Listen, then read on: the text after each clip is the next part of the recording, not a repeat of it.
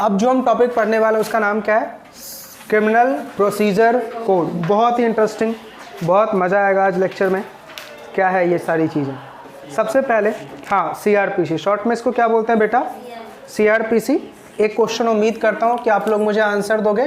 Last class में अपन ने बेटा कोड में और एक्ट में डिफरेंस पढ़ा था ना? कोड क्या होता है? बहुत सारे एक्ट का असेंबलिंग, उसको हम क्या बोलते हैं? कोड। जब बहुत सारे मल्टीपल एक्ट होते हैं उसका असेंबलिंग क्या कहलाता है? कोड। अगर बात करूं तो क्रिमिनल प्रोसीजर कोड जो है वो क्राइम को डील करता है। इंडिया में दो ऐसे कोड हैं जो बेटा क्रिमिनल बातों को डील करता है। एक तो है अपन का क्रिमिनल प्रोसीजर कोड और एक है आपका Indian penal code.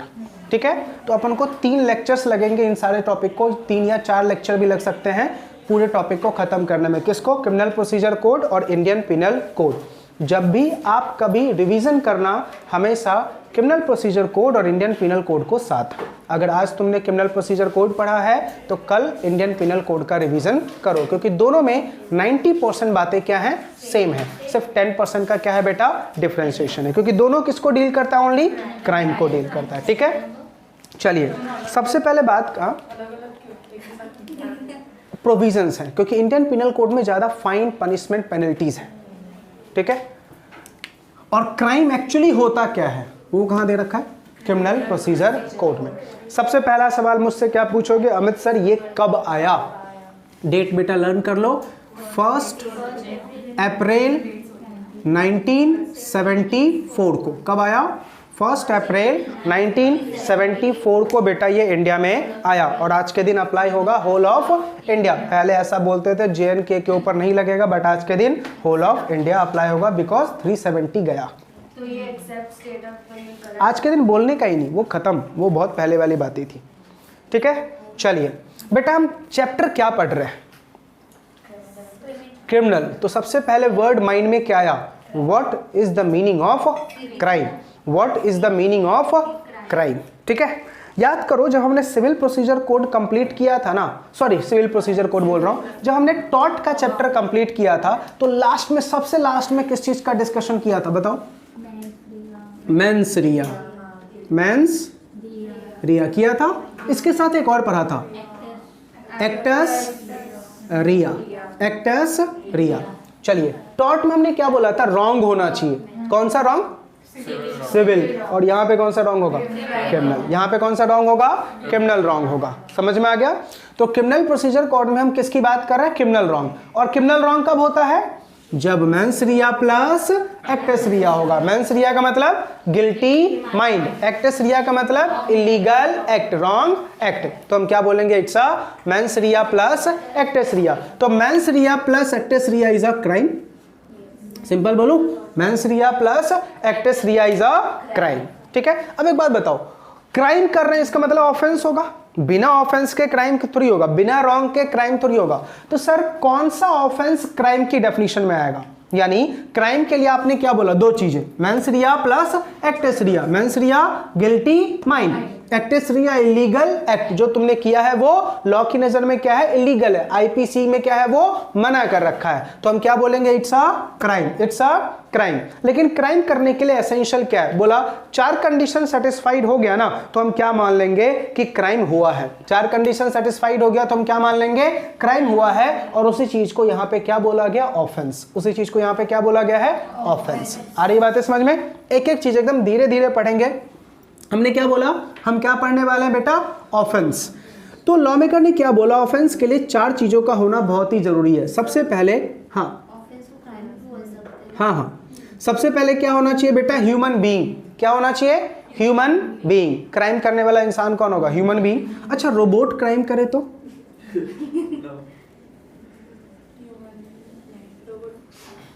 Robot crime करे तो बेटा करवाने वाला इंसान भी कौन होगा? किसके इशारे पे वो चल रहा होगा?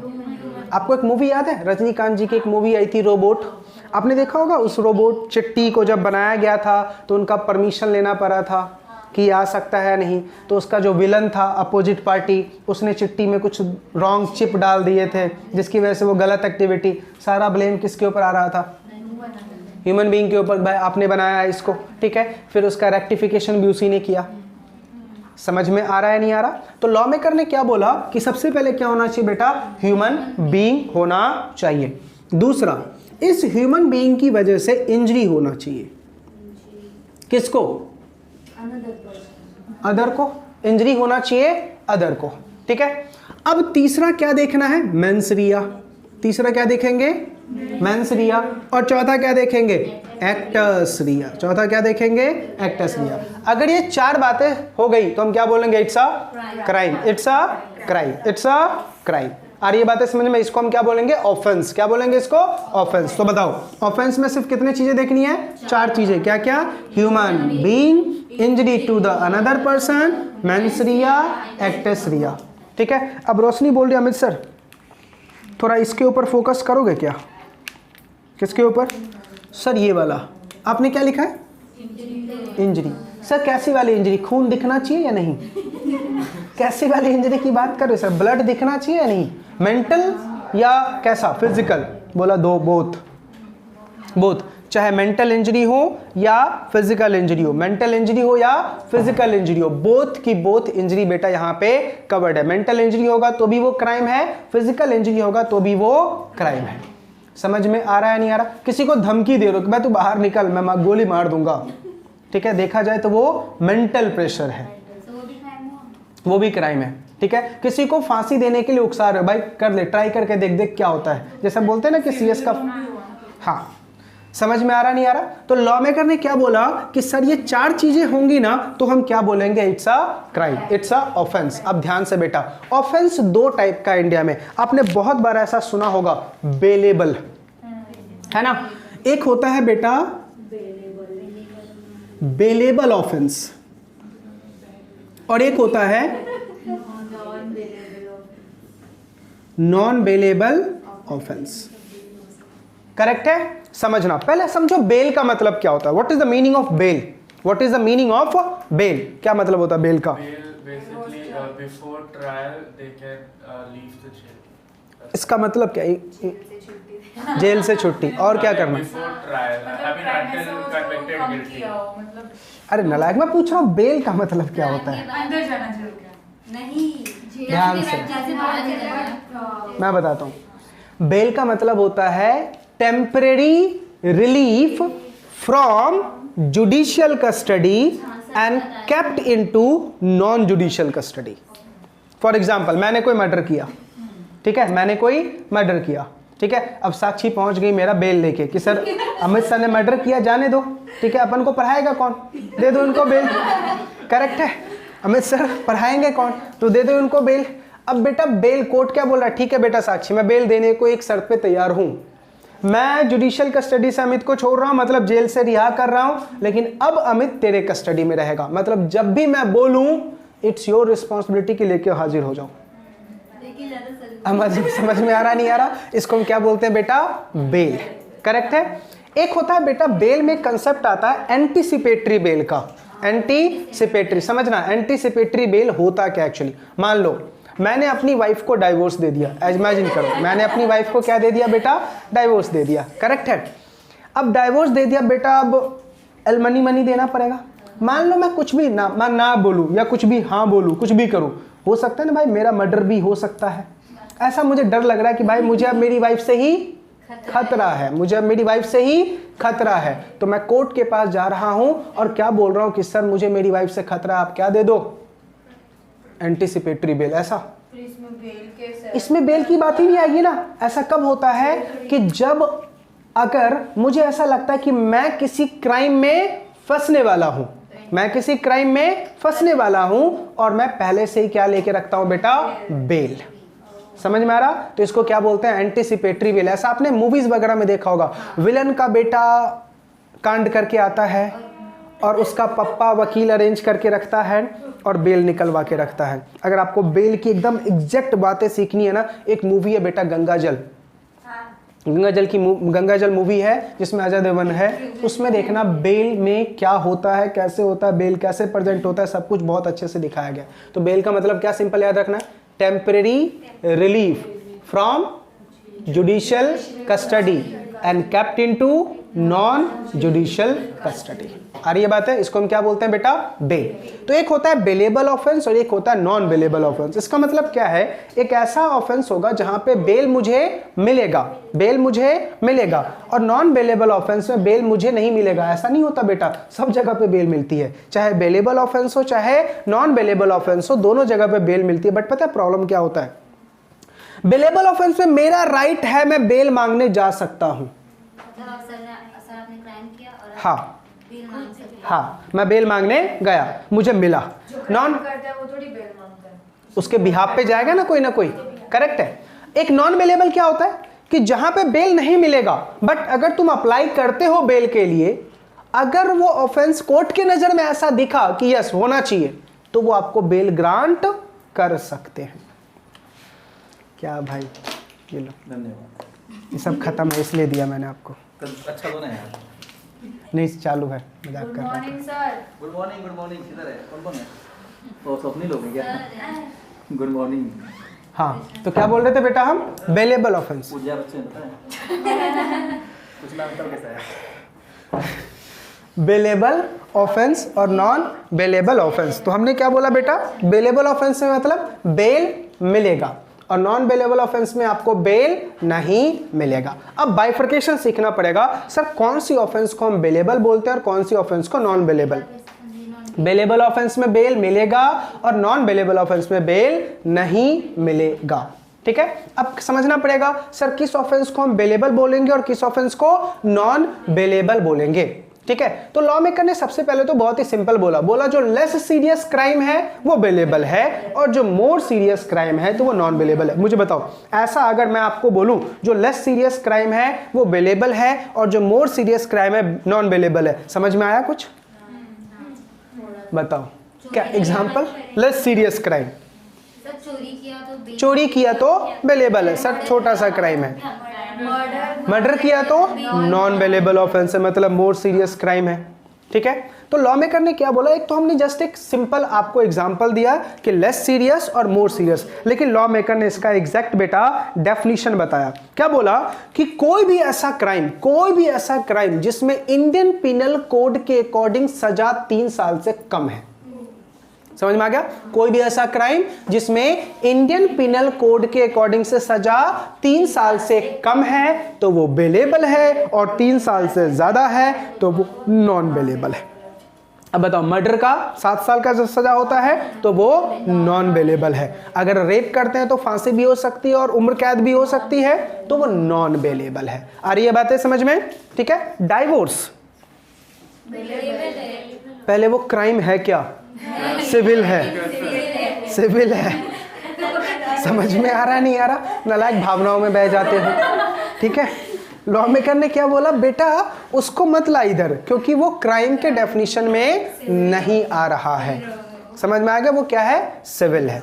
वो बातें समझ में आ रही? तो देखो, अभी हमने सिंपल डिफरेंस क्या पढ़ा कि एक ऐसा ऑफेंस जहां पे इंडियन पिनल कोड के अकॉर्डिंग 3 साल से कम सजा है बेलेबल और 3 साल से ज्यादा है नॉन बेलेबल। दूसरा लेस सीरियस है बेलेबल और मोर सीरियस है तो नॉन बेलेबल। ठीक है, जैसे मोर सीरियस की बात करूं, मर्डर हो गया, डकैती। अच्छा मुझे बताओ, डकैती और थेफ्ट में क्या डिफरेंस है? डकैती और थेफ्ट, अरे रॉबरी, इंग्लिश में रॉबरी। नहीं पहले बताओ, रॉबरी लेके जाते हैं तो शायद वो डकैती हुआ।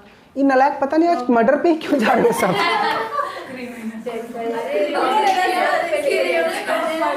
मैं ये बोल रहा हूँ बेटा, ये बता मुझे रॉबरी में और थेफ्ट में क्या डिफरेंस है? कैन बी लाइक वो जैसे ज्वेलरी स्टोर को रॉब किया, वो रॉब।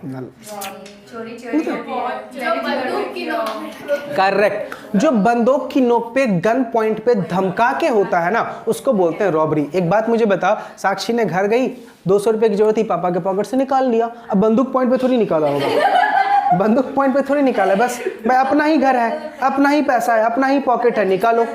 वो हाँ, वो रॉबरी है। थेफ्ट, रॉबरी में क्या होता है, फुल प्लानिंग होती है बेटा, 4-5 लोग इकट्ठा होते हैं।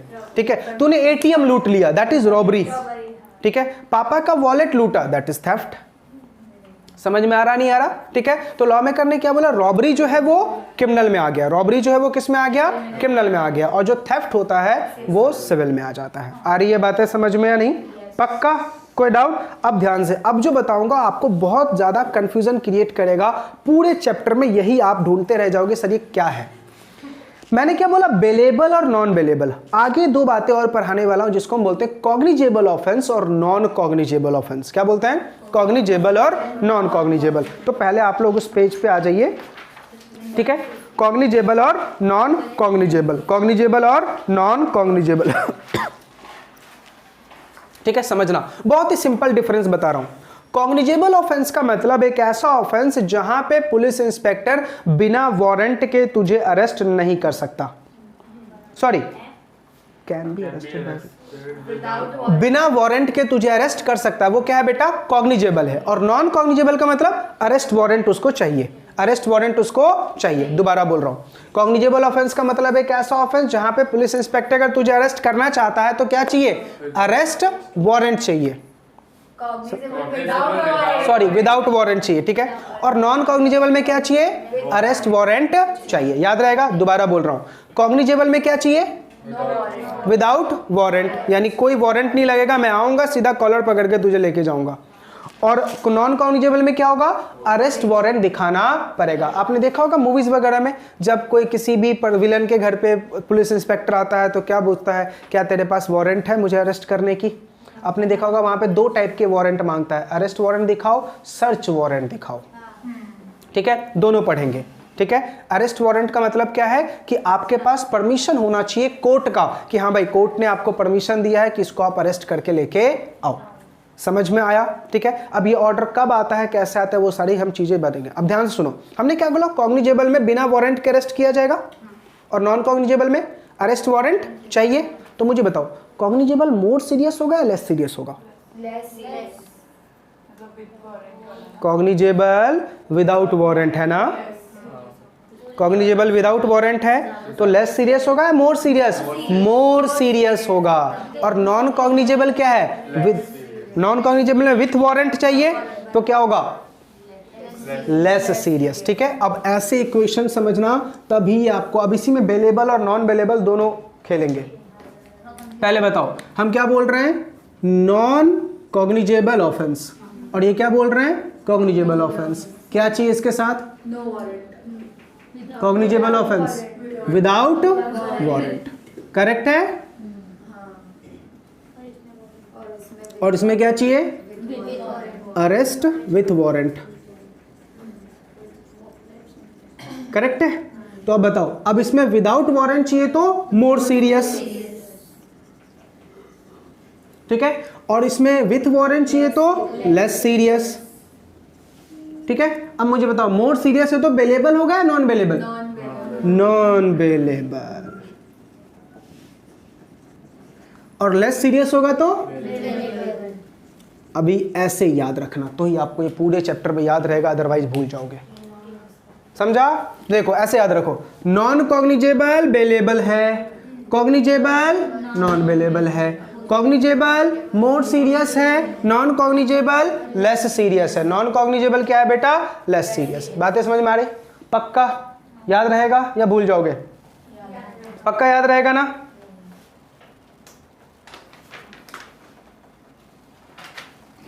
चलो आगे, चलिए दोबारा से फटाफट रिकैप करते हैं। हमने क्या पढ़ा, ऑफेंस, कितनी बातें, 4 बातें, कौन कौन सा, human being, mens rea, actus rea, injury.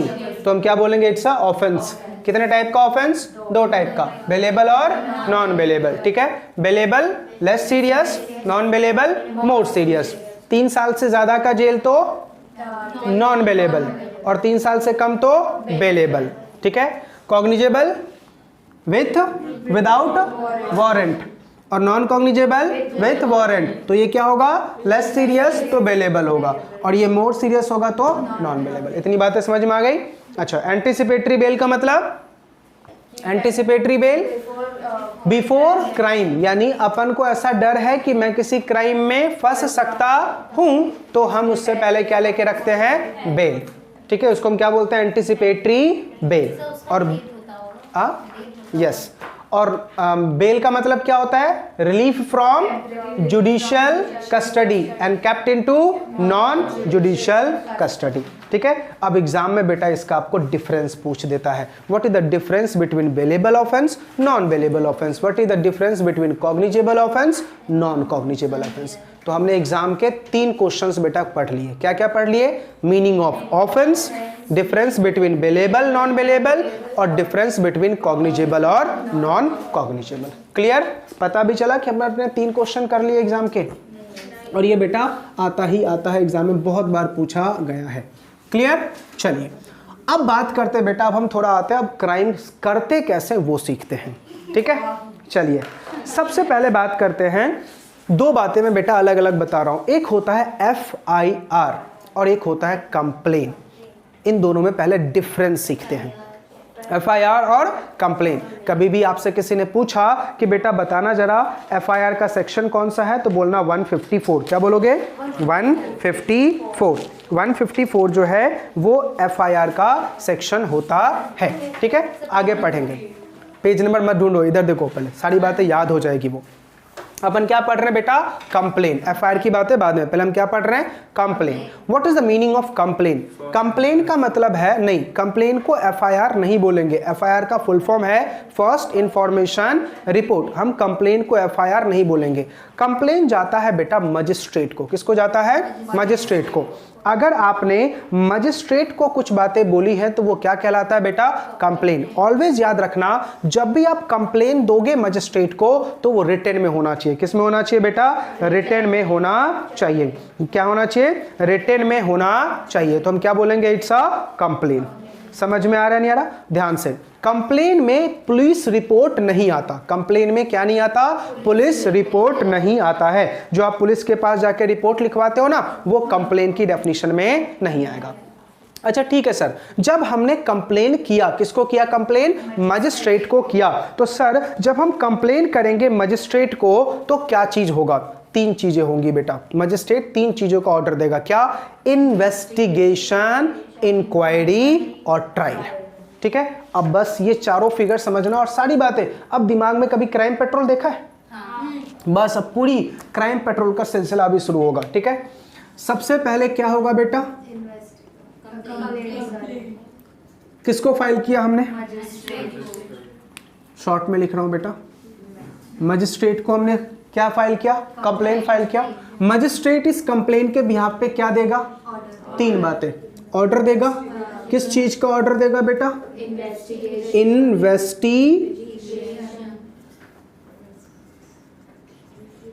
Investigation, inquiry और ट्रायल। अब ये तीनों बातों को समझते हैं बेटा, तीनों बातों को समझते हैं ध्यान से। इंक्वायरी, इन्वेस्टिगेशन और ट्रायल, बहुत डिटेल में समझना। अगर मजिस्ट्रेट बोल रहा है बेटा इन्वेस्टिगेशन करके आ, इसका मतलब क्या है कि जिस भी पर्सन को उसने इंचार्ज दिया कि भाई तू इन्वेस्टिगेशन करके आ, वो स्पॉट पे पहुंचेगा। कौन से स्पॉट पे? जहां पे भी कांड हुआ है, जहां पे भी क्राइम हुआ है। अब उस स्पॉट पे पहुंच के क्या करेगा? इन्वेस्टिगेशन। ठीक है, आपने देखा होगा पुलिस वाले पहुंचते हैं और पूरा छानबीन करते हैं, तो वो क्या करेगा बेटा वहां पे? इन्वेस्टिगेशन। तो मुझे बताओ इन्वेस्टिगेशन का पहला स्टेप क्या हुआ? Proceeding to the spot. उसके बाद दूसरा स्टेप क्या होगा?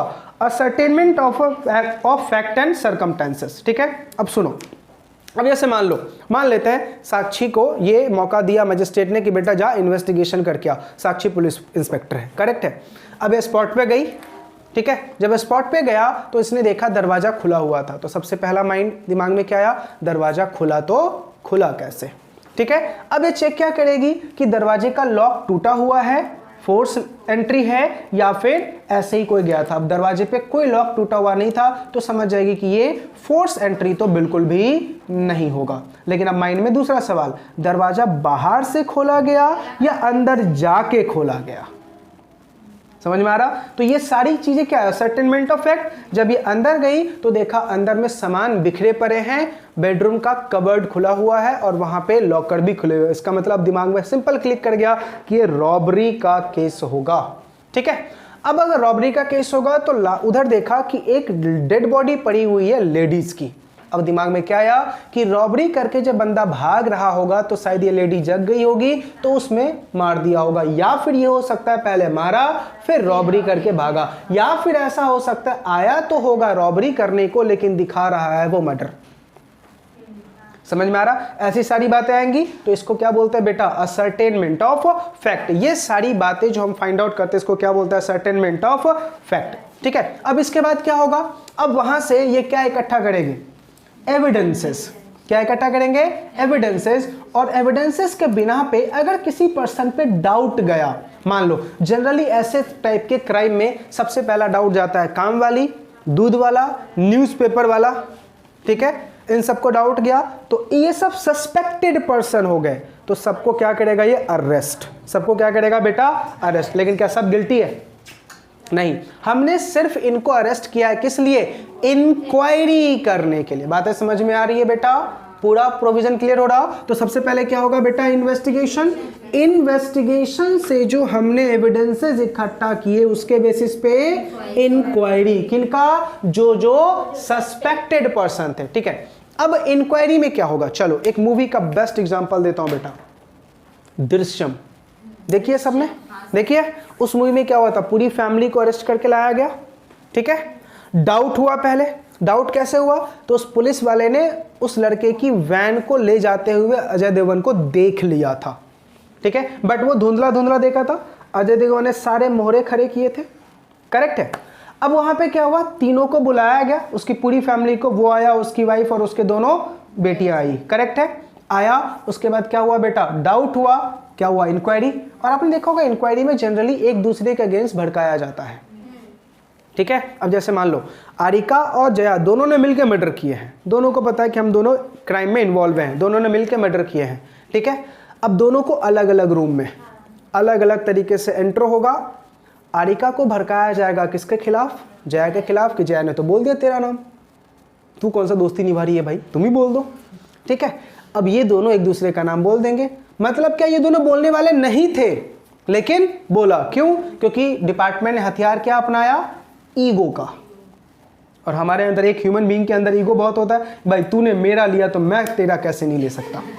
ठीक है, तुमने मेरा लिया है तो मैं तेरा कैसे नहीं ले सकता। तो इंक्वायरी में क्या होगा? पता किया जाएगा कि जिसको हमने डाउट क्रिएट किया है क्या वो रियली में सस्पेक्टेड है, ये पता करेंगे। अब अगर मान लो यहां पे अपन को पता चल रहा है कि यस ये तो है, अब उसका क्या होगा? ट्रायल। मतलब अब उसका क्या होगा? इंट्रो। अब पूछेंगे पूरा क्रॉस क्वेश्चन, काउंटर क्वेश्चन, तुम कहां था, कैसे था। यहां पे फाइनली सस्पेक्ट अनाउंस किया जाएगा। आ रही है बातें समझ में? 3 बातें समझ में आ गई। तो पहले क्या होगा बेटा? इन्वेस्टिगेशन। किसके कहने पे? मजिस्ट्रेट। अब बातें कुछ समझ में आ रही? जब तुम लोग एफआईआर फाइल करते हो तो तुमने रिपोर्ट किसको दी? पुलिस को। अब पुलिस उसको कहां लिखेगा? अपने रजिस्टर में। अब रजिस्टर में लिखने के बाद क्या करेगा? पहले तो वो खुद देखेगा, अगर नहीं उसको लगता है कि कुछ सीरियस है तो कहां जाएगा? फिर क्या होगा? कंप्लेन हुआ, फिर क्या होगा? मजिस्ट्रेट ऑर्डर देगा, जा बेटा क्या कर? Inquiry, investigation, trial. करेक्ट आ रहा? Investigation, inquiry and trial. अब मुझे बताओ, रिसेंटली मुंबई में बहुत सारे कांड हुए। जैसे अगर पहला कांड बताऊं, वो कौन सा नाम था? शिल्पा जी के हस्बैंड का क्या नाम है? राज कुंद्रा। उसमें भी सेम प्रोसीडिंग हुआ, क्रिमिनल केसेस था वो। ठीक है, तो पहले क्या हुआ? इंक्वायरी, फिर इन्वेस्टिगेशन और फिर ट्रायल। पहले इंक्वायरी, सॉरी पहले इन्वेस्टिगेशन, फिर इंक्वायरी, फिर ट्रायल। वो बातें समझ में आ रही? अब बताओ ये सारी चीजें कब होंगी? जब कंप्लेन फाइल होगा। जब तक कंप्लेन फाइल नहीं होगा तब तक हो सकता है क्या? नहीं। बातें समझ में आ गई? फर्स्ट इंफॉर्मेशन रिपोर्ट लिखते हैं, उसके बेसिस पे वो लोग अपनी छानबीन करते हैं प्राइमरी स्टेज पे। अब उनको जब ये चीज़ डाउट लगता है देन मजिस्ट्रेट से परमिशन, देन सारी बातें शुरू होती हैं। हाँ, इसलिए बेटा जनरली जो पर्सन्स होते हैं ना, जनरली जो पर्सन्स होते हैं वो क्राइम बेटा फ्राइडे को डिसाइड करके करते हैं। सैटरडे संडे मजिस्ट्रेट का ऑफिस क्लोज रहेगा और एक पुलिस इंस्पेक्टर मैक्सिमम तुझे अपनी जेल में 24 घंटे तक रख सकता है। और 24 घंटे के बाद उसको रिलीव करना पड़ेगा। जब तक मजिस्ट्रेट की परमिशन नहीं आएगी 24 घंटे से ज़्यादा तुझे अपनी कस्टडी में वो नहीं रख सकता। तो अब क्या होगा कि अगर मैं फ्राइडे को कर रहा हूँ तो सैटरडे संडे ऑफिस क्लोज, अब उसमें 24 घंटे से ज़्यादा मुझे नहीं रखेगा, तो मुझे एविडेंसेस के साथ छेड़खानी करने में बेनिफिट मिल जाएगा, तो मैं एविडेंसेस को चेंज कर सकता हूँ। आ रही है बातें समझ में? नहीं क्लियर है? चलिए, तो ये क्या हो गया बेटा, मेंस रिया। हमने मेंस रिया पढ़ लिया। मेंस रिया का मतलब क्या होता है, गिल्टी माइंड। करेक्ट है? चलो पहले यहाँ तक एक बार रिकैप कर ले जितनी हमने बातें पढ़ी। सबसे पहले हमने इस चैप्टर में क्या पढ़ा बेटा, ऑफेंस। सबसे पहले क्या पढ़ा हमने, ऑफेंस। ऑफेंस का मतलब क्या होता है कि हमने कोई क्राइम किया है, बट ये ऑफेंस कब माना जाएगा, बोला 4 कंडीशन। पहला कंडीशन ह्यूमन बीइंग होना चाहिए, दूसरा मेंस रिया होना चाहिए, एक्टिस रिया, और तेरी वजह से सामने वाले को इंजरी होना चाहिए। अब ये इंजरी मेंटल हो या फिजिकल हो कोई फर्क नहीं पड़ता, ये किसकी डेफिनेशन में आएगा, ऑफेंस। अब ये ऑफेंस 2 टाइप का होता है, बेलेबल और नॉन बेलेबल। पहले समझते हैं बेल का मतलब क्या होता है, temporary relief from judicial custody and kept into the non judicial custody. Correct है? इसी में एक एंटिसिपेटरी बेल क्या होता है कि अगर मुझे लगता है कि मैं किसी चीज में सस्पेक्ट हो सकता हूं, ठीक है, तो मैं पहले से ही क्या लेके रखता हूं, एंटिसिपेटरी बेल लेके रखता हूं, एंटिसिपेटरी बेल लेके रखता हूं। करेक्ट है? अब जाइए, बेल क्या, बेलेबल ऑफेंस का मतलब एक ऐसा ऑफेंस जहां पे बेल मिल जाएगा, मतलब वो लेस सीरियस होगा, 3 साल से कम का इंप्रिजनमेंट होगा तो वो बेलेबल होगा। नॉन बेलेबल मोर सीरियस होगा, 3 साल से ज्यादा का होगा तो वो क्या होगा, नॉन बेलेबल होगा। इसी के साथ हमने 2 बातें और पढ़ी, कॉग्निजेबल और नॉन कॉग्निजेबल। कॉग्निजेबल में बिना वारंट के आप अरेस्ट कर सकते हैं, और नॉन कॉग्निजेबल में अरेस्ट वारंट चाहिए। तो कॉग्निजेबल क्या होगा बेटा, मोर सीरियस होगा, और नॉन कॉग्निजेबल क्या होगा, लेस सीरियस होगा, तो बेलेबल होगा, और कॉग्निजेबल नॉन बेलेबल होगा। ठीक है? अब हम कंप्लेन किसको फाइल करते हैं, मजिस्ट्रेट को। जब हम मजिस्ट्रेट को कंप्लेन फाइल करेंगे तो 3 बातें क्या होगी, investigation, inquiry and trial. Investigation में क्या होगा, हमें स्पॉट पे भेजा जाएगा, वहां पे हम असर्टेन करेंगे फैक्ट एंड सर्कमस्टेंसेस, एविडेंसेस इकट्ठा करेंगे, और सस्पेक्टेड पर्सन को हम अरेस्ट कर सकते हैं। उसके बाद उनका क्या होगा, इंक्वायरी। इंक्वायरी में पूछताछ की जाएगी और पता किया जाएगा जिन सस्पेक्टेड पर्सन को हमने अरेस्ट किया है क्या वो रियली में गिल्ट है या नहीं है। अगर डाउट हुआ, अब उनको ट्रायल पे, और ट्रायल पे फाइनल फाइंडिंग होती है, यस यही पर्सन दोषी है। आ रही है बातें समझ में? चलिए बेटा, अब आते हैं नेक्स्ट पॉइंट, 2 छोटे छोटे से पॉइंट्स। याद है अपन ने सिविल प्रोसीजर जब कोर्ट पढ़ा था, वहां पे समरी ट्रायल पढ़ा था एक, है ना, मतलब एक ऐसा ट्रायल जिसमें डिफेंडेंट को डिफेंस अलाउड नहीं होता। ठीक है? अगर उसको करना है तो हमें अप्लाई करना पड़ता है विद इन 10 डेज, तो हमें डिफेंस की बातें मिलती है। ऐसे यहाँ पे बेटा 2 चीज हम पढ़ेंगे, सम्मन केस और वारंट केस। सम्मन केस और वारंट केस। सम्मन का मतलब पता क्या होता है, what is the meaning of सम्मन? आपने देखा होगा कभी कोर्ट का सम्मन आया, मतलब नोटिस। कोर्ट क्या बोलता है सम्मन को, नोटिस। कोर्ट क्या बोलता है सम्मन को, नोटिस। एक होता है सम्मन केस और एक होता है वारंट, जहां पे सम्मन नहीं आएगा, सीधा वारंट, सीधा पुलिस वाले आ जाएंगे बारात लेते हुए।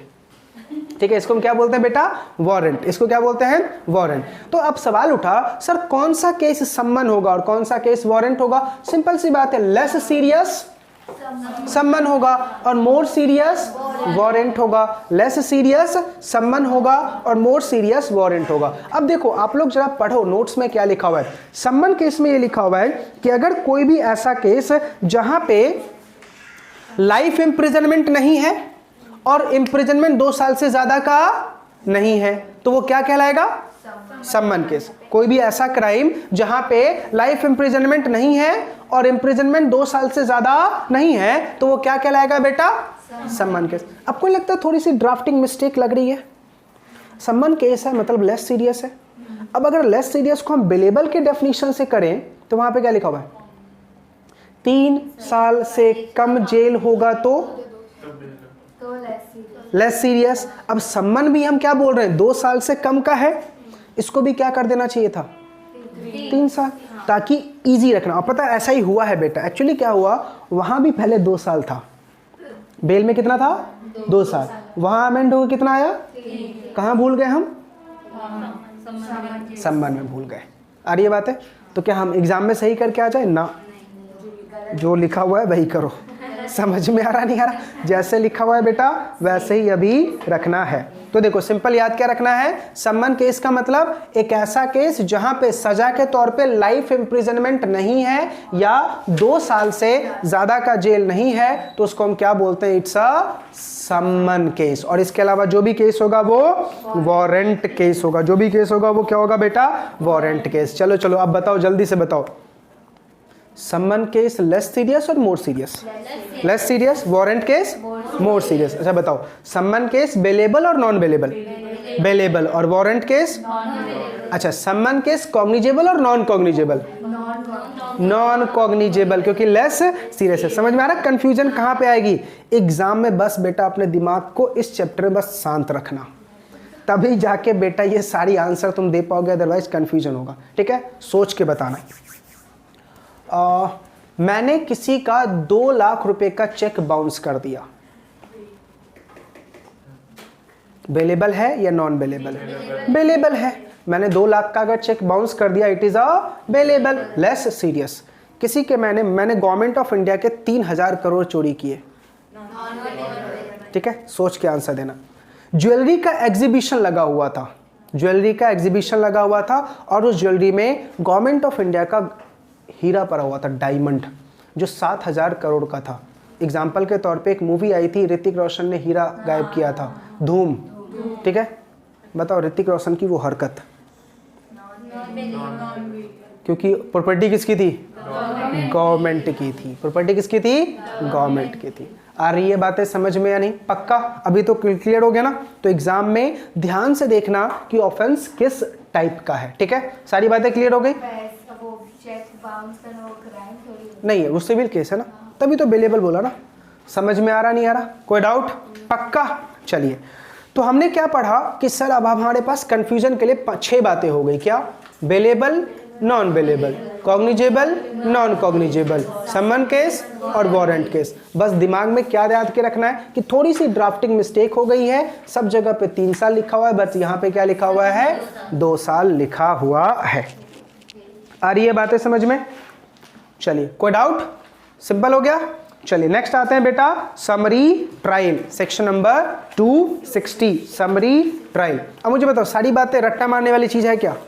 अगर एक बार दिमाग में फीड कर जाए तो हम इसको अपने सेंटेंस में आराम से लिख सकते हैं। लॉ में जितना हो सके अपनी लैंग्वेज में लिखो, जितना हो सके। ठीक है, बट कहीं पे अगर सेक्शंस भी डालते हो तो भी आप अपने लैंग्वेज में लिख सकते हैं। पॉइंट्स में लिखिए। पॉइंट्स में लिखने से फायदा क्या होता है कि अपन को ज़्यादा दिक्कतें नहीं आती और सामने वाले को चेक करने में भी ईजी होता है। तो ठीक है, चलिए हम क्या पढ़ रहे हैं बेटा? Summary trial, section number 260। ध्यान से सुनना, समरी ट्रायल का मतलब, ध्यान से देखो, नाम में ही क्या लिखा हुआ? समरी मतलब फास्ट। यहाँ पे जो ट्रायल होगी वो क्या होगी? फास्ट होगा। ट्रायल समझ में आ रहा? इन्वेस्टिगेशन, इंक्वायरी और ट्रायल, मतलब यहाँ पे क्या होगा? हाँ नहीं, हाँ कोर्ट के ऑर्डर पे ही होता है। ठीक है, अब ध्यान से बेटा, सबसे पहले बात करते हैं कि समरी ट्रायल क्या होता है। समरी ट्रायल का मतलब होता है speedy disposal of cases. Case को जल्दी से जल्दी क्या करना है? खत्म करना। मतलब केस में ज्यादा कुछ है नहीं, तो हम क्यों केस को ज्यादा लंबा खींचे? क्योंकि जितना लंबा हम केस को खींचेंगे उससे ज्यादा क्या होगा बेटा? ये एविडेंसेस के साथ छेड़खानी ज्यादा हो सकती है। ठीक है, जितना लंबा केस खींचता है उतना ज्यादा एविडेंस। और पता है, जो लोग क्राइम करते हैं ना बेटा, जज के तबादला होने का वेट कर रहे होते हैं। तबादला होने का मतलब रिटायर होने का वेट कर रहे होते हैं। क्यों? अगर रिटायर कर जाएंगे तो प्रॉब्लम पता क्या होगा? नया जज आएगा, सारी प्रोसीडिंग्स, और जब तक वो करेगा नए जज को खरीदना आसान हो जाता है रेदर देन पुराने जज को। समझ में आ रहा? ये बेटा क्राइम करने के डिफरेंट तरीके हैं। जैसे उस दिन बताया था, किसी से पैसा रिकवर करवाना है तो उसको चक्कर बहुत लगवाओ, अपने आप वो पैसा दे देगा। क्यों? क्योंकि वो क्या देखेगा कि जितना मुझे पैसा नहीं वापस करना उससे ज़्यादा मेरा क्या हो रहा है? एक्सपेंस। ये बेटा माइंड गेम होता है। जब भी हम कोई क्रिमिनल केस लड़ते हैं तो वहाँ पे माइंड गेम, लॉयर की यही तो देखी जाती है। लॉयर की माइंड ही देखी जाती है कि तुम कितने एक्सपर्ट हो, सब्जेक्टिव नहीं, कितने तुम झोलर हो, कितना तुम झोल कर सकते हो, जज को कितना कंफ्यूज कर सकते हो। क्योंकि जज भी कोई भगवान थोड़ी है, वो जजमेंट कैसे देगा? तुम्हारे एविडेंस के बिना पे देगा, और तुम एविडेंस के साथ जितना खेलना है खेलो। आ रही है बातें समझ में? आज तक मुझे ये समझ नहीं आया, ना ही कभी मैंने मूवीज़ वगैरह में आंसर सुने। ये हमारी जो लॉ की देवी है ना, जो आपने देखा होगा जज में एक मूर्ति रखा होता है, ठीक है, उनका आंख बंद होता है। आज तक मुझे इसका लॉजिक समझ नहीं आया क्यों आंख बंद होता है। हमारी कानून अंधी है शायद उस वजह से, या क्या पता नहीं आंख क्यों बंद हो। और दूसरा, आज तक मुझे एक चीज़ समझ नहीं आया कि हम गीता इतनी रिस्पेक्टफुल बुक है, हम क्यों उस पे हाथ रखवा रहे? इसका मतलब क्या गीता पे हाथ रख के मैं कोई भी कसम खाएगा सही बोलेगा क्या? आजकल मम्मी के सर पे हाथ रख के झूठ बोल देते हैं, तो गीता तो बहुत दूर की बात है। समझ में आ रहा नहीं आ रहा? तो ये एक देखा जाए तो उस बुक की डिसरिस्पेक्ट हो जाती है कि भाई उस पर रखने के बाद भी इंसान क्या बोल रहा है? झूठ ही बोल रहा है, ठीक है। तो ये भी कोर्ट का बहुत टाइम से सिस्टम चला आ रहा है, देखा जाए तो इसको भी क्या होना चाहिए? चेंज होना चाहिए। जैसे आउटसाइड इंडिया वगैरह में ऐसा कुछ नहीं है, सीधा आपकी जजमेंट को ही क्या किया जाता है? रिकॉर्ड किया जाता है। चले बेटा, तो देखो सेक्शन नंबर 260 क्या बोल रहा है। Section number 260 says that the trial can be conducted in respect of those offence which are not punishable with death और imprisonment for life not exceeding 2 years। इसका मतलब क्या है कि जितने सम्मन केस होंगे उन्हीं का समरी ट्रायल हो सकता है। लिंक समझ में आ रहा? जितने सम्मन केस होंगे उन्हीं का समरी ट्रायल हो सकता है। वारंट केस का समरी ट्रायल हो ही नहीं सकता, क्योंकि वारंट केस में क्या है? 2 साल से ज्यादा का इंप्रिजनमेंट या लाइफ इंप्रिजनमेंट, तो वो वारंट केस हो गया, तो उसका समरी ट्रायल नहीं हो सकता। तो मान लो मैंने कोई मर्डर किया, उसका मैं रिक्वेस्ट भी करूंगा तो समरी ट्रायल होगा क्या? बिल्कुल भी समरी ट्रायल नहीं होना, बिल्कुल भी समरी ट्रायल नहीं होना। करेक्ट है? अब एक बात सुनो, सोच के बताना। मैंने कार एक्सीडेंट में किसी को ठोक दी, मरा नहीं वो, इंजरी हुई है, ठोकी है। सोच के बताओ क्या ये समरी ट्रायल में जा सकता है? यस, लेस सीरियस होगा। अब मान लो जया ने किसी को कार से ठोक दी, यस, उस रूम में होंगे 617। जया ने किसी को ठोक दिया, कार से उड़ा दिया, ठीक है। अब अगर मान लो जया के लिए बेल लेने के लिए गए, क्या बेल मिलेगा? यस, पता करना पड़ेगा जिसको ठोका है वो अलाइव है या क्या हो चुका है। अगर अलाइव है तो, और मर गया तो बेटा तो मर्डर का केस लग जाएगा ना। समझ में आ रहा नहीं आ रहा? क्या नहीं समझा? ठीक है, अब ध्यान से। अब क्या होगा बेटा? पता किया जाएगा कि वो मरा है या इंजरी हुई है। अगर इंजरी हुई है तो ठीक है, लेस सीरियस क्राइम में हम डाल देंगे, ठीक है। और वहां पे फिर क्या हो जाएगा? आ जाओ, आप नहीं भी बोलोगे तो भी मैं आ ही जाऊंगी, मैं पागल नहीं हूं। तो हमने क्या बोला बेटा? ये अब मान लो जया ने ठोका, अब इसका बेल करवाने के लिए मान लो कोई रिलेटिव गए, कोई भी जा सकता है बेल करवाना, ऐसा जरूरी नहीं कि पापा ही जाएंगे, कोई भी जा सकता है। अब बेल करवाने के लिए गए, इसको बेल मिला, ठीक है, बेल मिला। अब वहां पे इसका जो भी लॉयर है, ठीक है, वो रिक्वेस्ट कर रहा है जज से, सर सुनो ना, मैटर को समरी ट्रायल में डाल दो ना, ठीक है। अब बेटा एक बात बता, अगर लॉयर बोल रहा है मैटर को समरी ट्रायल में डाल दो, कुछ तो होगा। तो जया ने ऐसे ही अपने लॉयर से पूछा, वकील से, एडवोकेट से पूछा कि अंकल एक बात बताओ, मैंने ठोका किसी को, ठीक है, लेस सीरियस क्राइम था, मरा नहीं वो, ठीक है, आपने मेरा केस समरी ट्रायल में क्यों डलवाया? ठीक है, पता है लॉ मेकर एडवोकेट क्या बोल रहा है कि बेटा अगर तेरा केस समरी ट्रायल में एक बार एक्सेप्ट हो गया ना, तो समरी ट्रायल की पनिशमेंट मैक्सिमम 3 महीना ही है। समरी ट्रायल की पनिशमेंट मैक्सिमम कितना है? 3 महीना। अगर तुझे जेल होगा भी होगा तो मैक्सिमम कितना होगा? 3 महीना होगा। और 3 महीने जेल का मतलब पता है कितना? ओनली 1.5 महीना। मतलब जेल में 24 घंटे का मतलब 2 दिन। मतलब अगर तुम दिन बिता दिए 1 दिन खत्म, रात बिता दी 2 दिन खत्म, तो 3 महीने जेल का मतलब ओनली 1.5 महीना। आ रही है बातें समझ में? कोई डाउट यहाँ तक? अब देखो 7 साल ये सब भी तो 3.5 हाँ, ऐसे ही हो जाता है, क्योंकि आपको जेल में 24 घंटे का मतलब 2 दिन और रात को हम वहां पे 1 काउंट करते हैं, 2 काउंट करते हैं। आ रही है बातें समझ में? तो देखो अब अपन को यहाँ पे क्या सीखने को मिला कि अगर हमारा कोई लेस सीरियस ऑफेंस है और मुझे लगता है कि वहां पे मुझे साल की या 2 साल की सजा हो सकती है, तो मैं जज को रिक्वेस्ट करके कहां उसको डालने की कोशिश करूं?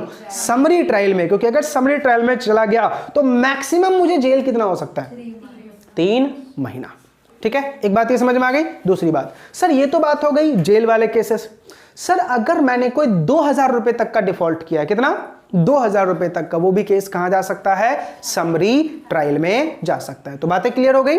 समरी ट्रायल का मतलब क्या है, जो केस क्या होगा, लेस सीरियस होगा, तो मतलब ये सारे के सारे बेलेबल होंगे, ये सारे के सारे क्या होंगे, बेलेबल होंगे। मान लो मैंने किसी को ठोका, उसका इंजरी हुआ और उस इंजरी के लिए मुझे 1 साल की सजा होनी थी, तो ये लेस सीरियस क्राइम हो गया, मतलब मुझे बेल मिल जाएगा।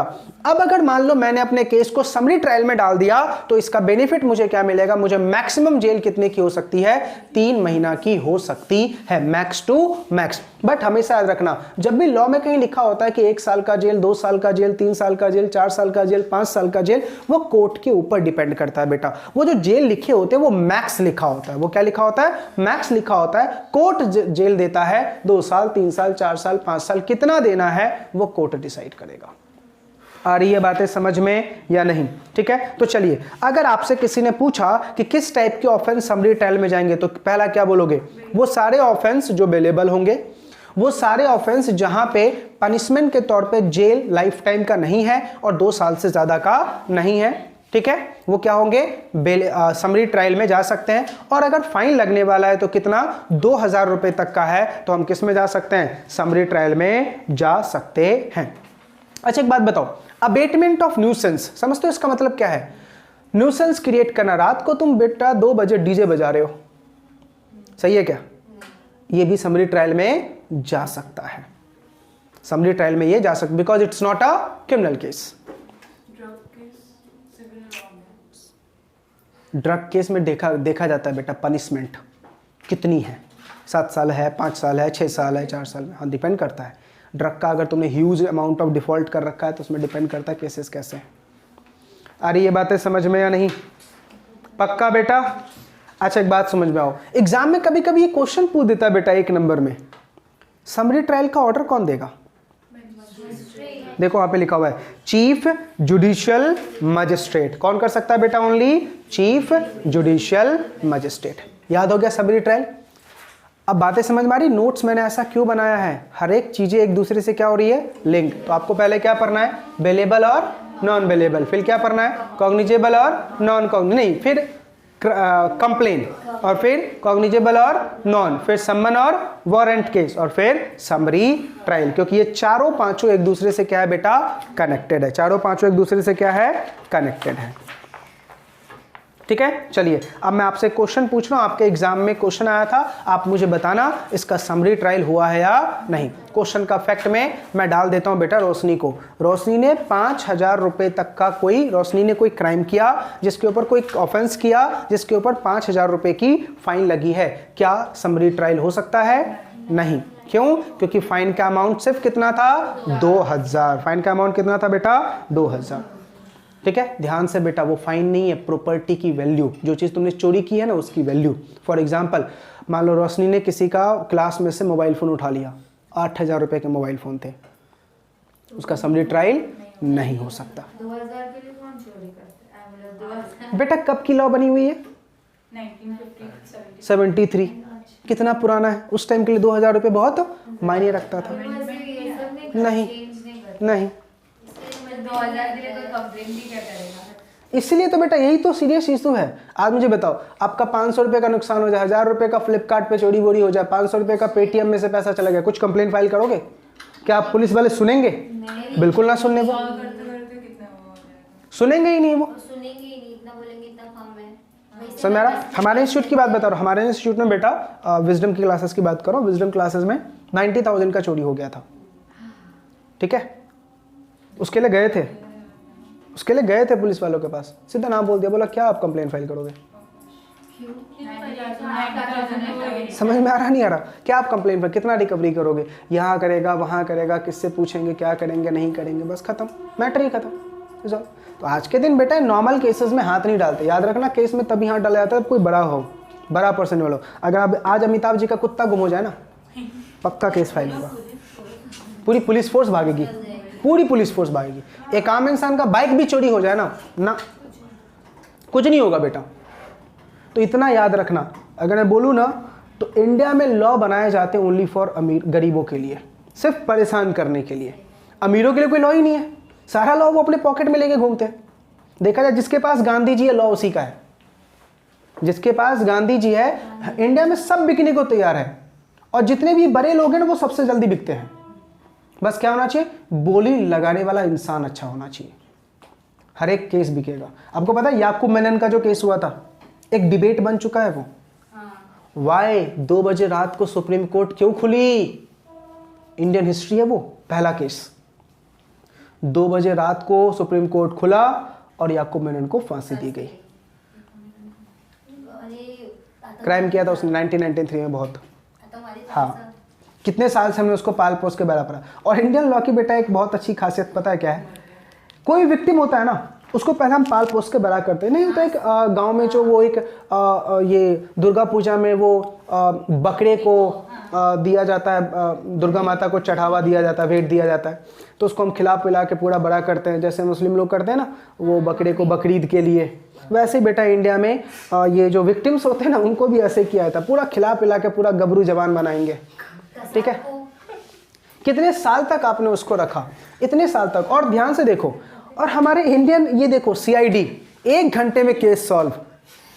ठीक है, दया 1 लात मारता है पूरा गेट तोड़ के बाहर। आपको नहीं लगता हमारे इंडियन पुलिस में सबको निकाल दो, दया को रख लो, सालुंखा के रख लो, केस देखो तुरंत सॉल्व होना है, केस देखो तुरंत सॉल्व होना है। चलिए बेटा, चले आगे। चलिए अब आते हैं बेटा नेक्स्ट पॉइंट हम FIR पे। किस पे आ रहे हैं, FIR। बहुत ध्यान से समझना बेटा, सेक्शन नंबर 154 हम क्या पढ़ रहे हैं, FIR। इसका फुल फॉर्म पता है क्या है, फर्स्ट इंफॉर्मेशन रिपोर्ट। ठीक है, ध्यान से सुनना मैं क्या बोल रहा हूं, बस इसको माइंड में बैठा लो। Any person aware about any cognizable offence. बताओ कौन सा ऑफेंस बोला मैंने, कॉग्निजेबल। कैसा हो गया ये, मोर सीरियस। तो अगर मान लो पूजा जा रही थी क्लास से घर, इसने रास्ते में मर्डर देख लिया, देखा, अब ये कहाँ जाएगी इंफॉर्मेशन लेके, पुलिस स्टेशन। क्या लिखवाएगी, FIR। ठीक है, अब पूरा पिक्चर, क्लासरूम को हम पुलिस स्टेशन बनाते हैं। ठीक है, इसने विक्टिम, इसने क्या देखा है, एक मर्डर देखा। ठीक है, मान लेते हैं हाँ मर्डर करते हुए देखा आपने। ठीक है, तो ये गई पुलिस इंस्पेक्टर के पास क्या लिखवाने के लिए, FIR लिखवाने के लिए। मान लेते हैं जया वो पुलिस इंस्पेक्टर है। ठीक है, इनको FIR लिखना था, इनको FIR लिखना था, इसने मना कर दिया। अब क्या होगा, ध्यान से, अगर FIR लिखने से जो भी उस पुलिस स्टेशन का इंचार्ज होता है, जो FIR लिखने से आपका मना कर देगा, आप उसकी कंप्लेन सुपरिटेंडेंट ऑफ पुलिस को कर सकते हैं। किसको, SP बोलते हैं ना, SP। ठीक है, सुपरिटेंडेंट ऑफ पुलिस को कर सकते हैं। अब सुपरिटेंडेंट ऑफ पुलिस आपकी FIR खुद लिखेगा, आपकी FIR खुद लिखेगा, और जिस नालायक ने आपकी FIR लिखने से मना किया उसकी कंप्लेन जाएगी मजिस्ट्रेट के पास। किसके पास, मजिस्ट्रेट के पास, और उसके अगेंस्ट एक्शन लिया जाएगा, सस्पेंड किया जाएगा।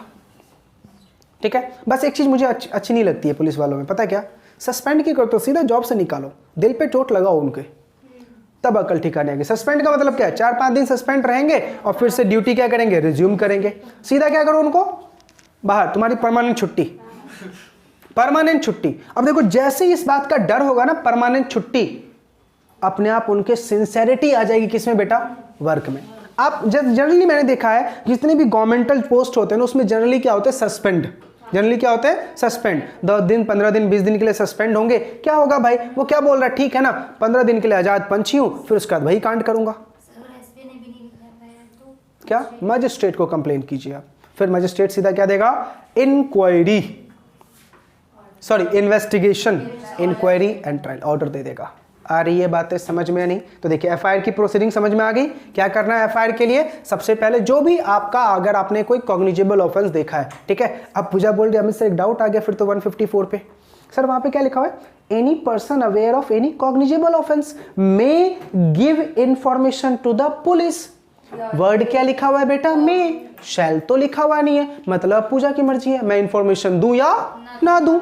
और अगर वो गई, it is the duty of the police inspector to record the fact, आ रही है बातें समझ में? आपको एक मूवी याद है पिंक, अमिताभ जी की बहुत धांसू मूवी, याद आ रहा? उसमें हीरोइन थी साउथ की, नाम मुझे नहीं याद आ रहा, कुछ तो नाम था उसका, बोलो बोलो कुछ तो, क्या नाम था उसका? साउथ की एक एक्ट्रेस थी, नाम नहीं याद, तबस्सुम ऐसे ही कुछ तो नाम है, तापसी पन्नू, ठीक है। उसके साथ भी सेम इंजरी हुआ था, ठीक है। वो आई थी क्या लिखवाने के लिए? एफआईआर आई थी लिखवाने के लिए। अब देखा होगा उसका एफआईआर जो है ना, पुलिस वालों ने बैक डेट में लिखा था। क्यों? क्योंकि जिसने वो कांड किया था वो बंदा क्या था?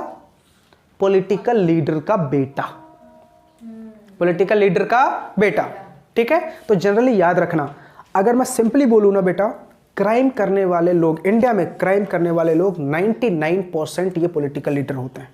हर एक क्राइम आप देखते होगे कि किसी ने क्राइम करवाया, कोई उसको सलाह दे रहा है, बेटा पहले वो चीज़ वही करवा रखा होता है और बाद में बस पुलिस की सहानुभूति लेने के लिए ऐसे जाते हैं, ठीक है। अब मान लीजिए, अब वहाँ पे वो आई और उसका रिपोर्ट बैक डेट में लिखा गया। तो आपने देखा होगा जब वो दलील में जाता है कोर्ट में, तो अमिताभ जी सवाल खड़े करते हैं कि किसी की बाइक गुम हो गई थी, कार गुम हो गई थी, तो उसका कंप्लेन तुमने 8 से 9 लाइन में लिखा था और इसके साथ रेप हुआ, ओनली 2 लाइन में कंप्लेन लिखा हुआ है। How it is possible?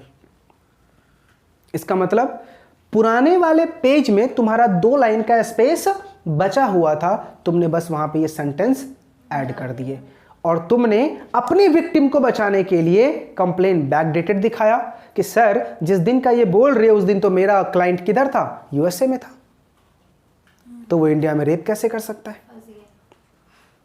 आ रही है बातें समझ में? तो ऐसे भी लॉयर बेटा कभी कभी पकड़ लेते हैं किसके? आपके एफआईआर बुक को। और एफआईआर बुक बेटा परमानेंटली मेंटेन करके रखना होता है और ये स्टेट का प्रोवाइड किया हुआ क्या होता है? कॉपी होता है। आ रही है बातें समझ में? पक्का? एवरी, ये बेटा समझ में आ गया? आपने एक मूवी देखी है ये सिंघम, अजय देवगन की, साउथ की डबिंग है ये, ठीक है। आपने देखा होगा अजय देवगन को जब वो विलन गोवा बुलाता है और अपने कस्टडी में जुडिक्शन में रखता है, तो उस विलन का जो एसपी होता है वो उसका टट्टू होता है ना। तो उसमें वो आता है अजय देवगन को भड़काने के लिए कि तुम ऐसा क्यों कर रहे हो, तो वो सिंपल क्या बोलता है? इस पुलिस का इंचार्ज मैं हूं, जो करूंगा वो मैं, अगर तुझे ज्यादा दर्द है ना तो लिख के दो। इसको बोलते हैं रिटन स्टेटमेंट। अगर एसपी कुछ बोल रहा है कि इसको छोड़ो तो तुम किस में दो? लिख के दो, ओरल मुझे नहीं चाहिए, ताकि मेरे पास क्या रहे? प्रूफ कि यस इसने बोला था तो मैंने उसको छोड़ा। तो बताइए कंप्लेन में और एफआईआर में डिफरेंस क्या होगा? कंप्लेन किसके पास जाएगी और एफआईआर किसके पास जाएगी? पुलिस के पास, ठीक है। पूजा बोल रही है, सर एक डाउट है मेरा, इंफॉर्मेशन कौन सा था? कॉग्निजेबल। सर अगर नॉन कॉग्निजेबल हो तो उसके लिए तो कोई प्रोविजन ही नहीं है। मतलब इसने चोरी करते हुए किसी को देखा, मतलब कोई बाइक चोरी कर रहा था, अब उसके रिगार्डिंग अगर ये एफआईआर लिखवाने गई तो क्या होगा? अब देखा जाए तो पुलिस वाला एफआईआर ही नहीं लिखेगा, क्या बोलेगा? मैडम कोई सेक्शन ही नहीं है। सेक्शन किधर है कोई सेक्शन? अब उनको जब सेक्शन नहीं होना तो वो चढ़ के बात करते हैं, और जब सेक्शन होना तो थोड़ा डाउन रहेंगे, लिखेंगे, मजबूरी है उनकी। सिंपल क्या बोलते हैं? गवर्नमेंट ने जो बोला नहीं वो मैं करूं क्यों? आ रही है बातें समझ में या नहीं? पक्का? चलिए बेटा, तो 154 हमने क्या पढ़ लिया बेटा? Information about the cognizable case. याद रखना, information about the cognizable case. तो 154 कहां पे लगाना है? Information about cognizable case. कहां जाना है एफआईआर लिखवाने के लिए? Police station. कौन लिखेगा? जो भी वहां का इंचार्ज होगा। नहीं लिखेगा तो किसको कंप्लेन करेंगे? सुपरिटेंडेंट ऑफ पुलिस को हम क्या करेंगे? कंप्लेन करेंगे। और वो क्या करेगा? एफआईआर लिखेगा और उसकी कंप्लेन कहां चली जाएगी? मजिस्ट्रेट के पास, और उसको क्या किया जाएगा? सस्पेंड। चलिए अब क्या होगा वो तो वो जाने, लेकिन फिर भी हम क्या बोलते हैं? सस्पेंड हो सकता है। अब आइए 155, information as to the non cognizable case and investigation of the such case. ध्यान से देखो क्या लिखा भाई। 155 किसको डील करता है? नॉन कॉग्निजेबल को। 154 कॉग्निजेबल को, ठीक है। देखो क्या लिखा हुआ है। If any person give information to officer in charge of the concern police station of the commission of non-cognizable offense, the officer shall enter the such offense substance of the such information in a particular book prescribed by the state government. The officer thereafter shall refer the information to the magistrate. अब ध्यान समझना बेटा, 154 और 155 में difference क्या है? पूजा गई थी क्या लिखवाने के लिए? कॉग्निजेबल केस का एफआईआर। ध्यान से, पुलिस इंस्पेक्टर इमीडिएट एक्शन लेगा, इमीडिएट, मजिस्ट्रेट से नहीं पूछेगा। करेक्ट है? लेकिन 155 में पूजा किस लिए जा रही है? नॉन कॉग्निजेबल का ऑफेंस लिखवाने के लिए। तो अब पुलिस इंस्पेक्टर पहले किसको भेजेगा? मजिस्ट्रेट को। मजिस्ट्रेट बोलेगा तो इन्वेस्टिगेशन। बातें समझ में आ रही है? अब कुछ चीजें क्लियर हुई। अगर कॉग्निजेबल होगा तो पुलिस वाले तुरंत एक्शन लेंगे, और नॉन कॉग्निजेबल हो तो मजिस्ट्रेट की परमिशन आने तक का वेट कीजिए, तो हम क्या करेंगे? उसके अगेंस्ट एक्शन लेंगे। आपने देखा होगा मूवीज वगैरह में ऐसा दिखाया जाता है, जब आपके घर में कोई आपका जो रिलेटिव है वो घर बाहर गया था लेकिन अभी तक आया नहीं, तो आप मिसिंग कंप्लेंट लिखवाने जाते हैं। पुलिस इंस्पेक्टर क्या बोलता है? Wait for 24 hours, wait for 24 hours. ठीक है, आप वेट कीजिए 24 आवर्स का, उसके बाद हम क्या लिखेंगे? आपका कंप्लेन लिखेंगे, क्योंकि हो सकता है आपके रिलेटिव के पास वो गया हो। ठीक है, आ जाएगा वापस, नहीं आएगा तो फिर हम आपको क्या लिखेंगे? कंप्लेन लिखेंगे। आ रही है बातें समझ में? चलिए ध्यान से, 152 क्या बोल रहा है देखो। हाँ, no police officer shall investigate a non cognizable case without the order of magistrate. ध्यान से याद रखना, cognizable non cognizable case, cognizable non cognizable case का परमिशन किसे लेना पड़ेगा? मजिस्ट्रेट से। कॉग्निजेबल का तुम करो। समझ में आ रहा? ठीक है, चोरी किया तो मतलब देखा किसी ने तो वो नॉन कॉग्निजेबल है। पुलिस के पास गई तो फिर मजिस्ट्रेट का ऑर्डर लेगी। हाँ, पहले वो मजिस्ट्रेट को फाइल करेगा, फिर मजिस्ट्रेट ऑर्डर देगा तो जाएगा, अदरवाइज नहीं। लेस सीरियस है ना? आ रही है बातें समझ में? पक्का? चलो अब ध्यान से बेटा, अब एक बहुत इंपॉर्टेंट फैक्ट। मान लो मेरे अगेंस्ट कोई ट्रायल चल रहा है, मेरे अगेंस्ट कोई ट्रायल चल रहा है, केस क्या है? Non cognizable. केस क्या है? मेरे अगेंस्ट क्या चल रहा है बेटा? ट्रायल चल रहा है। केस क्या है बेटा? Non cognizable. मान लो ट्रायल के दौरान पता चला कि मैंने और कोई कांड कर रखे हैं। ट्रायल के दौरान ये पता चला कि मैंने और भी बहुत सारे कांड कर रखे हैं। अब ध्यान से, जितने भी कांड मेरे पता चले ना, अगर उसमें से एक भी कांड कॉग्निजेबल हो गया ना, तो सारा कांड कॉग्निजेबल, सारा कांड कॉग्निजेबल। समझ में आ गया? मतलब एक पर्सन को अगर एक से ज्यादा ऑफेंस के लिए ट्रायल पे रखा गया है, एक पर्सन को एक से ज्यादा ऑफेंस के लिए ट्रायल पे रखा गया है, और उसका एक ऑफेंस अगर कॉग्निजेबल हो गया तो सबको हम क्या मान लेंगे? कॉग्निजेबल मान लेंगे। ये लिखा हुआ है बेटा 155 सेक्शन 4 में। क्या लिखा हुआ है? Where a case relates to 2 or more offenses and one of them is a cognizable, then the case shall be deemed to be a cognizable offense irrespective of the fact तुम्हारा दूसरा case non cognizable हो। ठीक है, सोच के answer देना। मान लो मैं गया था बेटा चोरी के इरादे से, फुल। मैं किसके इरादे से गया था? चोरी के इरादे से। ठीक है, इसमें 2 एग्जाम्पल दूंगा, ध्यान सुनना। चोरी के इरादे से गया, जब मैं अंदर प्रीमाइसेस के अंदर एंटर किया, मैंने चोरी कर ली, पूरी चोरी कर ली शिद्दत से। लेकिन जब निकलने लगा ना, तो बेटा एक फ्लावर पॉट रखा हुआ था, वो मेरे हाथ से गिर गया। गिरा तो एक पर्सन उठ के आ गया, अब मैंने उसका मर्डर कर दिया। और चोरी सिर्फ क्या की थी मैंने? चोरी सिर्फ क्या की थी? 5,000 रुपये का एक फ़ोन, और साथ में क्या कर दिया मैंने? मर्डर। किस में फंस जाऊंगा मैं? सीधा कॉग्निजेबल। किस में फंस जाऊंगा मैं? सीधा कॉग्निजेबल। करेक्ट है? अब बहुत इंपॉर्टेंट, अब केस का फैक्ट पूरा चेंज। मान लो मैं चोरी करने के लिए मान लो साक्षी के घर में गया, ठीक है, ये जग गई, इसके पास लाइसेंसी रिवॉल्वर था, ठीक है। अब ध्यान सुनो, जब ये जग गई ना, मुझे अंदाजा हो गया कि कोई तो जग गया है, ठीक है। मैं वहां से चुपचाप निकलने लगा, ठीक है। साक्षी ने रिवॉल्वर निकाला और सीधा फायर किया। बेटा गोली जो है ना फैन में जाके लगी और फैन से सीधा मेरे पैर पे लगी, बैक में लगी, और मैं ऑन द स्पॉट डेथ। मैं ऑन द स्पॉट डेथ। सोच के बताइए साक्षी के ऊपर कौन सा केस अप्लाई किया जाएगा? मर्डर का? नहीं, डिफेंस का। आप बोलोगे सर सेल्फ डिफेंस, लेकिन उसके साथ हुआ कहाँ कुछ? भाई मैं उसको मारने थोड़ी आया था, मैं उसको मारने थोड़ी आया था, मैं तो चोरी करने आया, वो नालायक जग गई। करेक्ट है, मैं तो चुपचाप जा रहा था भाई, जब वो जग गया तो मैं चुपचाप जा रहा था। गिल्टी माइंड नहीं था आपको मर्डर करने का?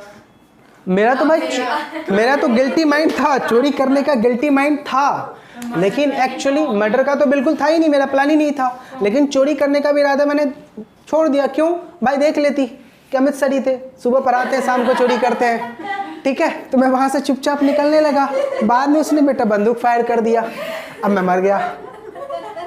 अब बताओ, अब सवाल, अब मुझे बताओ उसका मेंस रिया था क्या? ना, उसने तो मैं बंदूक फायर किया। अब उसको प्रूफ करना पड़ेगा सर मैंने हवा में फायर की, ठीक है। अब ध्यान से, हवा में फायर की तो बेटा बंदूक कहीं ना कहीं तो लगनी चाहिए, गोली कहाँ लगी? अब पुलिस इंस्पेक्टर इंस्पेक्ट आया करेगा, फिर चेक करेगा कि भाई कि ये जेन्युइन मर्डर है या अनजेन्युइन है, उसका इंटेंशन है, मेंस रिया है या नहीं। अगर मेंस रिया होगा तो बेटा क्या हो जाएगा, मर्डर केस, अदरवाइज हो सकता है कोर्ट रिलीफ दे दे, ठीक है। अच्छा याद करो टॉट, याद करो टॉट। टॉट में अपन को क्या लिखा हुआ है, सेल्फ डिफेंस में ले सकते हो, सेल्फ डिफेंस ले सकते हैं। लेकिन क्या सर क्रिमिनल में सेल्फ डिफेंस के बेसिस पे किसी का मर्डर कर दें? सेल्फ डिफेंस में किसी का मर्डर कर दें? ध्यान से बेटा, ध्यान से, कितनी मूवीज में ऐसा दिखाया गया है कि आप सेल्फ डिफेंस के चक्कर में आप किसी का मर्डर नहीं कर सकते। आपको मर्डर अगर आपने कर दिया जेल होगा, लेकिन कम होता है, कम होता है। फॉर एग्जाम्पल मुझे बताओ, पुलिस वाले इतने डेंजर सिचुएशन में रहते हैं, विलन को पकड़ने जा रहे हैं, ये फायर करते हैं तो इनको हिसाब देनी पड़ती है बंदूक की, गोली की हिसाब कि तूने गोली कहाँ मारी, कहाँ गई, कैसे गई, ठीक है। और वो लोग फायर करेंगे तो एक्सेप्ट, ऐसे छाती खड़ा रहो और आने दो उसको, मोस्ट वेलकम, आने दो बेटा उसको, मरने दे, तेरे लिए सब एक्सेप्टेबल है। तो मुझे बताओ, इनको भी तो रिस्ट्रिक्शन है ना भाई, कि भाई इनकी भी लाइफ तो डेंजर ही है ना, ये फायर नहीं कर सकते, इनको हिसाब देना है, कुछ लॉ बेकार होते हैं, ठीक है। लेकिन देखा जाए इनको भी अगर मान लो ये रिस्ट्रिक्शन नहीं लगाया होता, फिर तो बेटा ये इतने सनकी माइंड के होते हैं ना, सीधा फायर, सीधा फायर। आपको पता है ट्रैफिक पुलिस वाले को क्यों नहीं दी जाती है रिवॉल्वर? 2 रीज़न है। नहीं बेटा, 2 रीज़न है। एक रीज़न तो ये है कि मान लो अगर ट्रैफिक पुलिस, मान लो ये अपना नाम भूल गया मैं, श्री मान लो बाइक से जा रहा है बिना हेलमेट का, करेक्ट है। अब ट्रैफिक पुलिस वाले ने पकड़ लिया, इसने उसी की बंदूक निकाली और अपने माइंड पे, अपने ही सर पे रख रहा है, छोड़ रहे हो कि मैं मार लूँ अपने आप को गोली। एक तो ये हो सकता है, और एक ये हो सकता है कि पुलिस वाले बेटा क्या कर सकते हैं, भागने लगा, ठोक दिया। समझ में आ रहा नहीं आ रहा? इसी वजह से बेटा ट्रैफिक पुलिस वालों को क्या नहीं दी जाती है, गन नहीं दी जाती है। चलिए, तो 154 और 155 बेटा अच्छे से समझ में आ गया, पक्का? तो याद क्या रखना है, 154 में किसके रिगार्डिंग हम कंप्लेन लिखाते हैं, FIR? 154 cognizable, 155 non cognizable. और 155 का वो बात कभी मत भूलना, एक केस का ट्रायल चल रहा है, बाकी तेरे और भी कांड सामने आए, और जो कांड सामने आए वो कौन से थे, तो सबको क्या मान लूंगा, करेक्ट है, कोई डाउट?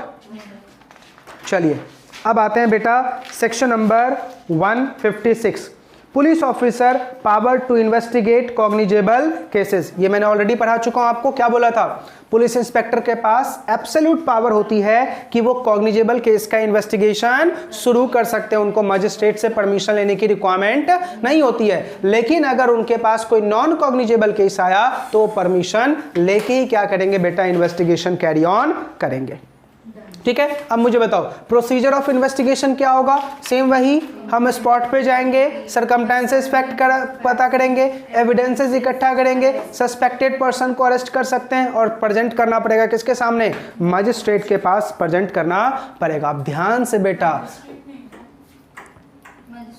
अरे हाँ सेम कोर्ट में, करेक्ट है। अब एक बात सुनो बेटा, अभी हमने शुरू में जब क्लास शुरू हुआ था तो एक बात बोली थी मैंने, पुलिस रिपोर्ट।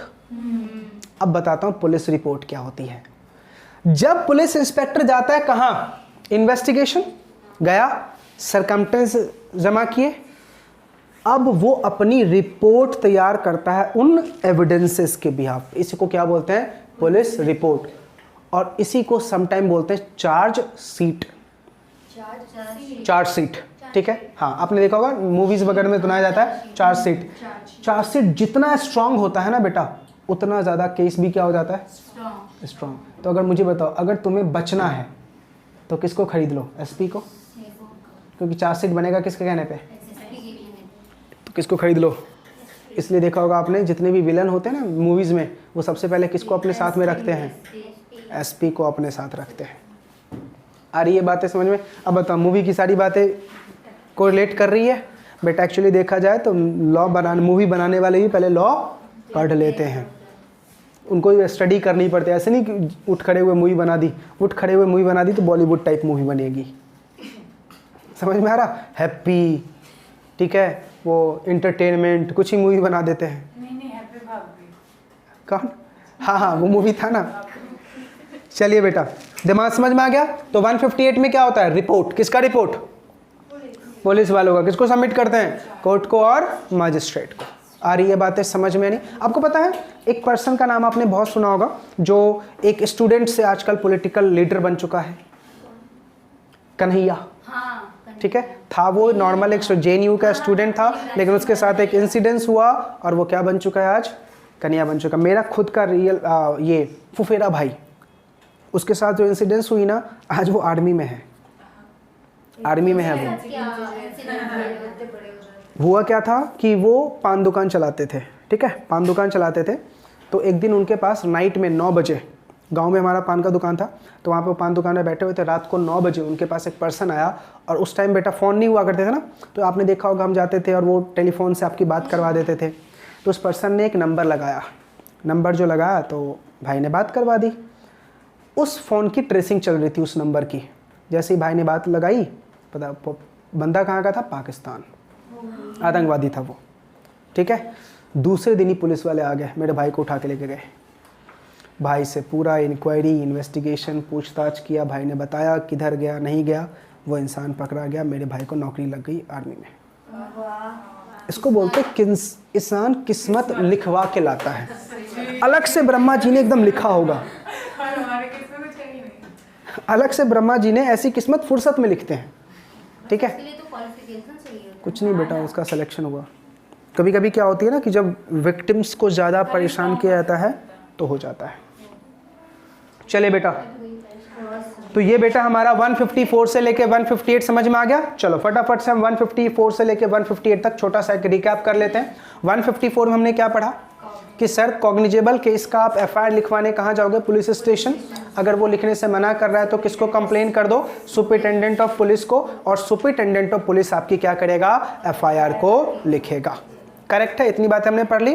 दूसरी बात हमने क्या पढ़ी, 155 नॉन कॉग्निजेबल केस होगा तो आप पुलिस इंस्पेक्टर के पास जाएंगे तो सही, वो रिकॉर्ड कर लेगा, फिर कहाँ जाएगा, मजिस्ट्रेट की परमिशन लेने के बाद ही वो इन्वेस्टिगेशन शुरू करेगा। लेकिन कॉग्निजेबल में सीधा इन्वेस्टिगेशन वो शुरू कर देगा, ठीक है। दूसरा, अगर आपके पास एक से ज़्यादा ऑफेंसेस आपके चल रहे थे, एक कॉग्निजेबल है, बाकी सब नॉन कॉग्निजेबल है, तो सबको भी क्या मान लेंगे हम, कॉग्निजेबल मान लेंगे। करेक्ट है। पुलिस इंस्पेक्टर कॉग्निजेबल केस का अपने मन से क्या कर सकता है, इन्वेस्टिगेशन शुरू कर सकता है, लेकिन नॉन कॉग्निजेबल केस का उसको परमिशन लेना पड़ेगा 156। और 158 क्या बोलता है, पुलिस रिपोर्ट किसको बना के भेजनी है, मजिस्ट्रेट को और कोर्ट को। आ रही है बातें समझ में, पक्का।